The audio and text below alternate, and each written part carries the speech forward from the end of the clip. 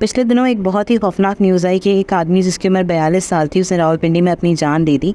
Reason ये था कि उसने 22,000 रुपये एक ऑनलाइन लोन एप्लीकेशन से उधार लिए थे और उस उधार की जो एक्चुअल अमाउंट थी, उसके ऊपर कर्ज़ा लग के उसका जो अमाउंट था वो तकरीबन 8.5 लाख रुपये बन चुका था।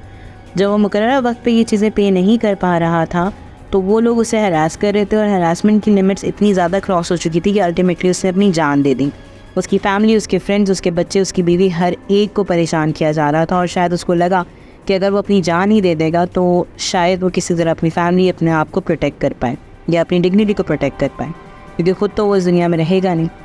So the point is that कि ये न्यूज़ बहुत ही अनफॉर्चुनेट थी और उससे कई ज़्यादा अनफॉर्चुनेट ये है कि बहुत सारे लोग ऑलरेडी इस ट्रैप में फंस चुके हैं।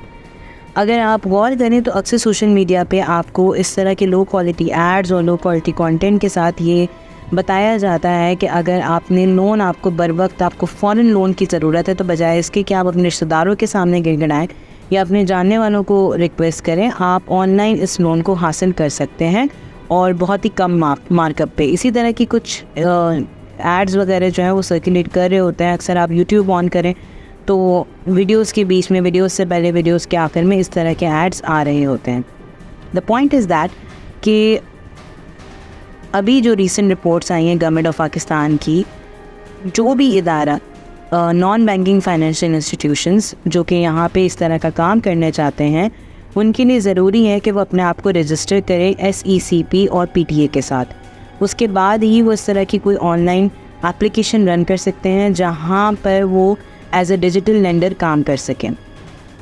हाउएवर पाकिस्तान में तकरीबन सिर्फ ऐसी 10 ऑर्गेनाइजेशंस हैं स्मॉल बिजनेसेस को जो सपोर्ट करते हैं या स्मॉल लोन्स प्रोवाइड करते हैं, और सिर्फ 10 ही ऐसी हैं जो कि रजिस्टर्ड हैं, ठीक है। और बाकी 75 इस तरह की अनऑथराइज ऐप्स को रिकग्नाइज़ किया गया है, उनके बारे में बताया गया है जो कि यहाँ पे इलीगल काम कर रही हैं। और खुदा न खास्ता अगर इस तरह की परेशानी में कोई इंसान फंस जाता है जहाँ पे जो ये लोग हैं जो कि ऑनलाइन लोन्स दे रहे होते हैं, वो अगर ब्लैकमेल करें या फिर हरास करें तो उनके अगेंस्ट एक्शन लिया जा सकता है prevention of electronic crime act 2016 और एंटी मनी लॉन्ड्रिंग एक्ट 2010 के तहत। ये दोनों एक्ट्स जो हैं पाकिस्तान में काफ़ी एक्टिव हैं और अल्टीमेटली अगर आप किसी स्कैम का शिकार होते हैं और इस तरह आपको ब्लैकमेल किया जाता है तो आपने सबसे पहले FIA को और SECP को और PTA को इन्फॉर्म करना है about these apps.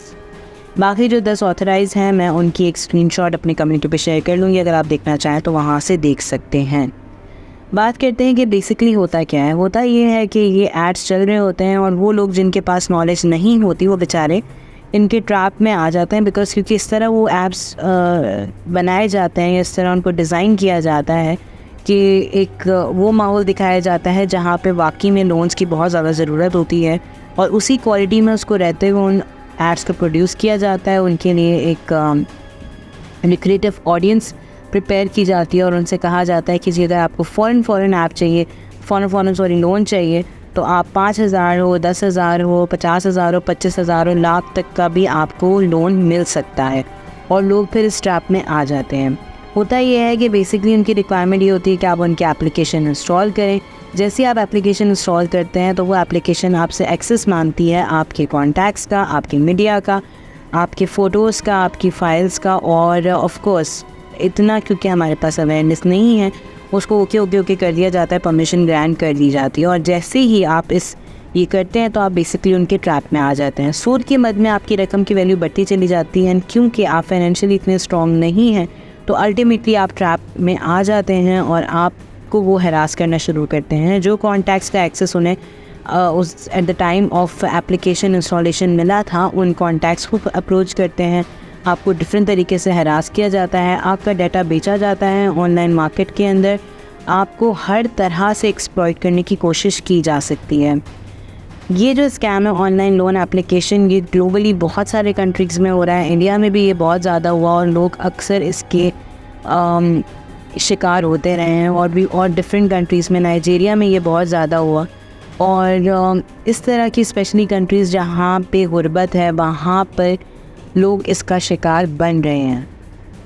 The point is that कि आप किसी भी तरह के ऑनलाइन स्कैम से बचने के लिए सबसे इम्पॉर्टेंट चीज़ ये होती है कि आप अपना पर्सनल डाटा किसी को भी शेयर ना करें, किसी को भी एक्सेस ना दें अपने फ़ोन के, अपने कॉन्टैक्ट डिटेल्स, अपने किसी भी तरह का डॉक्यूमेंट जो कि आपकी प्राइवेसी को प्रोटेक्ट करता है, किसी के साथ शेयर ना करें। ऑनलाइन लोन एप्लीकेशंस पे तो आई होप कि अभी क्योंकि इतना बड़ा एक वाक़या हो गया है तो गवर्नमेंट इसके ऊपर कोई ना कोई एक्शन ले, और ना सिर्फ इन लोगों को पकड़े जो बाकी 75 इस तरह की ऐप्स आइडेंटिफाई हुई हैं उनके अगेंस्ट भी कड़ा एक्शन लिया जाए। कि अभी ये बहुत ज़्यादा हो रहा है, ना सिर्फ इस ऑनलाइन लोन एप्लीकेशन ऐप्स का इशू चल रहा है बल्कि बहुत ज़्यादा बैंक्स का भी चल रहा है कि बैंक्स फ्रॉड हो रहा है।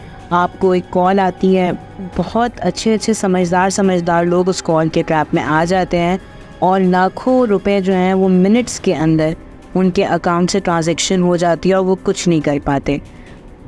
होता बेसिकली यही है कि किसी न किसी तरह आपने कहीं पे अपने फिंगरप्रिंट्स दिए हों, कोई ऐसी जगह जहाँ पे आपके देने की ज़रूरत नहीं है। फॉर एग्ज़ाम्पल आपने देखा होगा कि अक्सर जो लोग हैं वो लेके बैठे होते हैं कि जी जोन की सिम ले लो और मोबाइलिंग की ले लो और 100 रुपये में ले लो। वहाँ पे बायोमेट्रिक सिस्टम के थ्रू आपके फिंगरप्रिंट्स लिए जाते हैं। आपके फिंगरप्रिंट्स बेसिकली आपका कंप्लीट डाटा है जिसको हासिल कर लिया जाता है। Due to with this very small procedure आपका पूरा डाटा एट स्टेक चला जाता है। उसके अलावा आपके फ़ोन के को बहुत सारा आप इस तरह के जब एप्लीकेशंस डालते हैं, कोई भी एप्लीकेशन इंस्टॉल करते हैं, कोई लिंक आप क्लिक कर जाते हैं तो आप अपने फ़ोन का एक्सेस दे रहे होते हैं। तो प्लीज़ कोई भी अननोन ऐप, कोई भी अननोन एप्लीकेशन, कोई भी अननोन लिंक अपने फ़ोन में ना डालें। उसके अलावा रिसेंटली मैंने कुछ इस तरह की चीज़ें भी सुनी थी कि एक स्कैम और इस तरह आया कि खुदा न खास्ता जो फैमिलीज़ यहाँ पे आती हैं इंटरनेट पे और वो किसी न किसी तकलीफ़ का शिकार होती हैं, या तो किसी बीमारी में कोई मुब्तला हो, या किसी की बच्चे किडनैप हो गए हों, या इस तरह की फर्दर और कोई बहुत ही ज़्यादा एक वल्नरेबल सिचुएशन में हों और गरीब हों, तो अक्सर बाहर से बहुत सारे ममालिक से लोग जो है वो उनको अप्रोच करते हैं और कहते हैं कि हम आपकी हेल्प कर सकते हैं।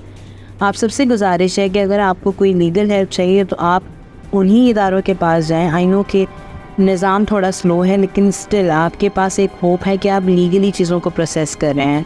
Instead of going to the people you don't know, खुदारा जो ऑथराइज इदारे हैं, ऑथराइज अप्रोचेज़ हैं, वहाँ पे आप करें। आई नो कि हो सकता है कि बहुत सारे इस तरह के लोग मेरी इस वीडियो को ना देखें, तो जो मैं इन्फॉर्मेशन शेयर कर रही हूँ आपके हाउस हेल्प्स हों या आपके ऐसे रिश्तेदार हों जिनके पास इतनी नॉलेज नहीं हो, आपके फ्रेंड्स इस तरह के हों जिनको इतना ज़्यादा अवेयरनेस नहीं हो, तो प्लीज़ इन चीज़ों के बारे में उनको अवेयरनेस फैलाएं। ये बहुत ज़्यादा ज़रूरी है।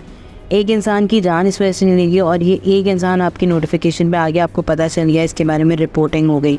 अदरवाइज़ न जाने कौन किस किस तकलीफ़ से गुजरता है because of this one unfortunate reason कि उन्होंने किसी से उधार लिया और किसी ऐसे शख्स से लिया जिसको वो नहीं जानते थे। सो इसके साथ ही मैं अपने इस वीडियो को यहाँ पे क्लोज़ करूँगी। स्कैम्स पे I will keep making videos. अगर अच्छे आपको लगते हो तो प्लीज़ इस वीडियो को लाइक एंड शेयर करिए, साथ में इस चैनल को सब्सक्राइब करिए। Till the next video I will just request you to take care of yourselves and we will meet again. Thank you.